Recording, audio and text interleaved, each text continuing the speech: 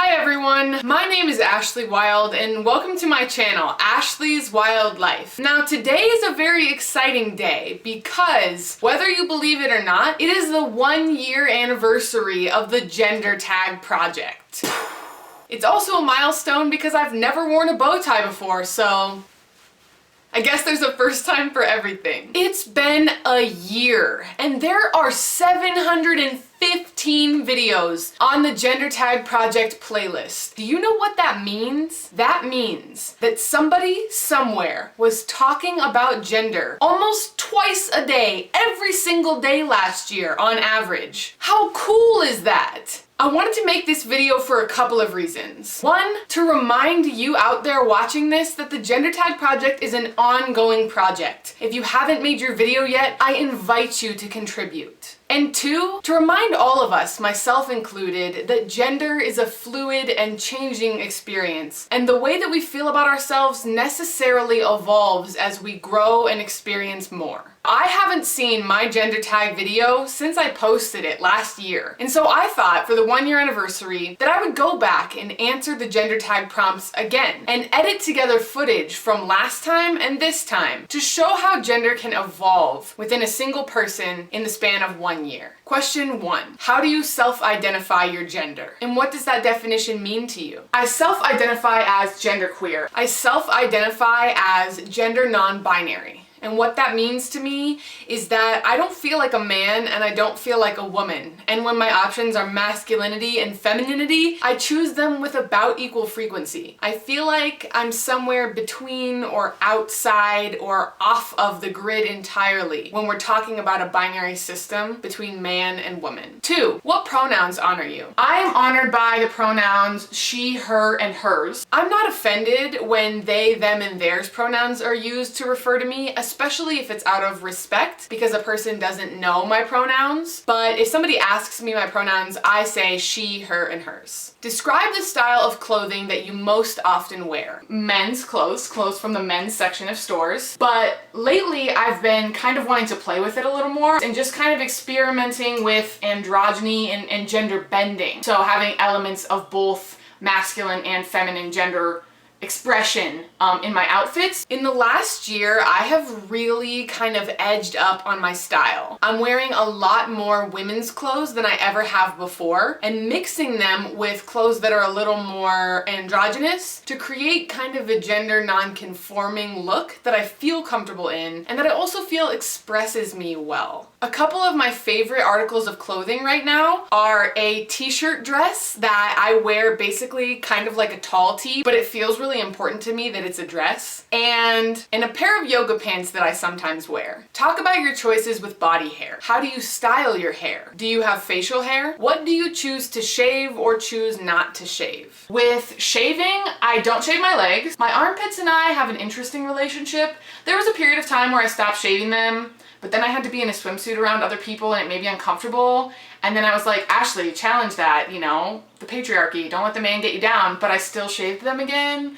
So I'm in the process of negotiating that. I don't really know how I feel about my armpits, to be honest. I style my hair kind of short on the sides, short on the back. I like it a little longer on the top so I can kind of get the pompadour look going. I've really gotten to the point where me and my body hair are cool, to be honest. I have stopped shaving my armpits, which I love. It's just like free and natural and comfortable to me. I don't shave my legs. I haven't since high school. And I don't need to shave my face because I don't have anything on my face really to be shaven. 5. Talk about cosmetics. Do you choose to wear makeup? Do you paint your nails? What types of soaps and perfumes do you use, if any? I very rarely wear makeup. I think if it was up to me, I would probably just buy the body wash that costs like $1 at the grocery store, but my mom always gives me body wash on like Easter and Christmas and like pretty much every opportunity.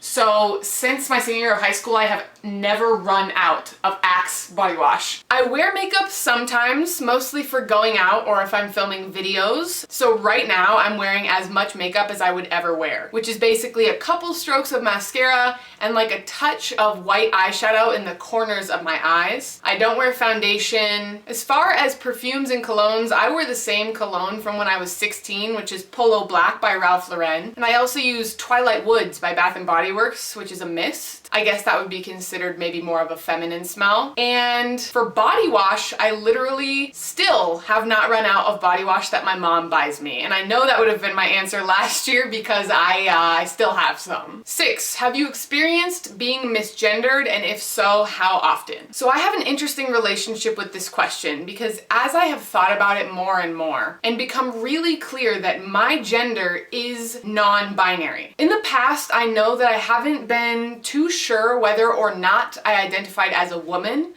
I'm pretty confident at this point in my life that I do not identify as a woman, which for me helped me realize that when you think about what misgendered means, it's when somebody assumes your gender identity incorrectly. And since probably 99% of people are assuming that I'm either a woman or a man, I would say I'm almost always misgendered because people don't tend to look at someone and think, I bet their gender is non-binary. At least not very often. But it's become kind of a part of my life, I want to say, to where it doesn't disrupt anything or make me even feel that much uncomfortable anymore because I feel so comfortable being who I am that other people not quite getting it, it's water under the bridge. 7, do you experience dysphoria? How does that affect you? When I look back at when I first started dressing in a more masculine way, I realized that it was about obscuring parts of my body from public view that I wasn't particularly comfortable with. The largest dysphoria that I feel at this point in my life surrounds my period, my menstrual cycle. And I don't really know how to explain it because it isn't like when I have my period, I feel like I don't like my body. Instead, it's this very uncomfortable sensation that having a period is like not supposed to be a part of me. And I don't really know how to speak about it like much more eloquently than that right now. All I know is that when I'm on my period, I just kind of like can be withdrawn and shy and like it changes my mood a lot. Like it can kind of upset me because I don't feel like 100% in tune with myself in those moments. Number 8, talk about children. Are you interested in having children? Would you want to carry a child if that were an option for you? Do you want to be the primary caretaker for any children you might have? Children are one of the most important things for me in my life. They're one of my biggest goals. I want children. I want as many children as I will be able to support and give happy, healthy lives. I don't know that I have a specific longing to carry a child, but it's not totally out of the question. I would argue that I probably will not carry a child, but if at the end of the day there was no other way for me to have a baby, then I would pursue that. It's just that I prefer not to, and so I'd maybe rather do something like adopt. And I definitely do want to be the primary caretaker for my kids. Becoming a parent is such a huge thing to me. Like when I have a baby, I just want to be there and do the damn thing and just like be a parent and kill it. That's like my life goal. Number 9, talk about money. Is it important to you to provide for a family if you choose to have one? Is it important that you earn more than any partner you may have? Do you prefer to pay for things like dates? Are you uncomfortable when others pay for you or offer to pay for you? Financially, I am interested in being in a household where all adults are contributing to the financial situation. The way I feel about money is kind of dependent on the person that I am with when it comes to that partnership question. Because if I'm with someone who really likes to be paid for, then I like to pay. Because it's me saying, hey, I know you value this, so let me show you that I care that you value it. If I'm with someone who likes to pay or is indifferent about who pays, then I'm more indifferent about it as well. It's not really important to me as far as that particular gender role goes. I appreciate an approach that's kind of based on fairness. I don't like situations where there's an expectation about who will pay. I think it should be an ongoing conversation and that people involved should have the conversation every time paying comes up. I don't care who makes more between me and any partners that I might have. And when it comes to a family, I don't necessarily feel any strong desire to be the provider or like the breadwinner for my family, but I do want to support them and definitely contribute to the household. Number 10, anything else you want to share about your experience with gender. The main thing I want to share about my experience with gender is that it's always changing. If I had made this exact video a year ago, it would have been different. And it might be true that none of this information will be relevant for me a year from now. I just want to share that my experience with gender is so positive. Like even things that are kind of hard for me, like dysphoria, I just learned so much from being able to really sit with and think deeply about my gender. And this year, watching all of these amazing videos by all of these completely interesting people talking about their own gender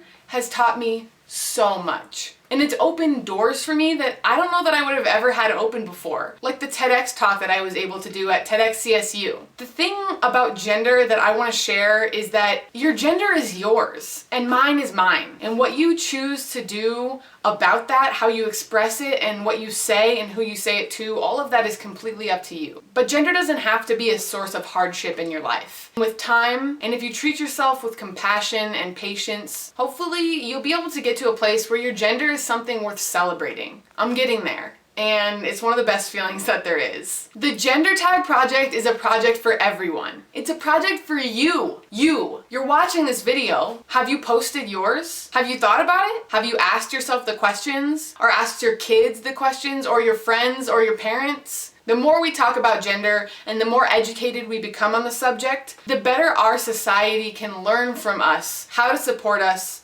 and just how to do better when it comes to gender. Thank you all so much for watching. Bye-bye.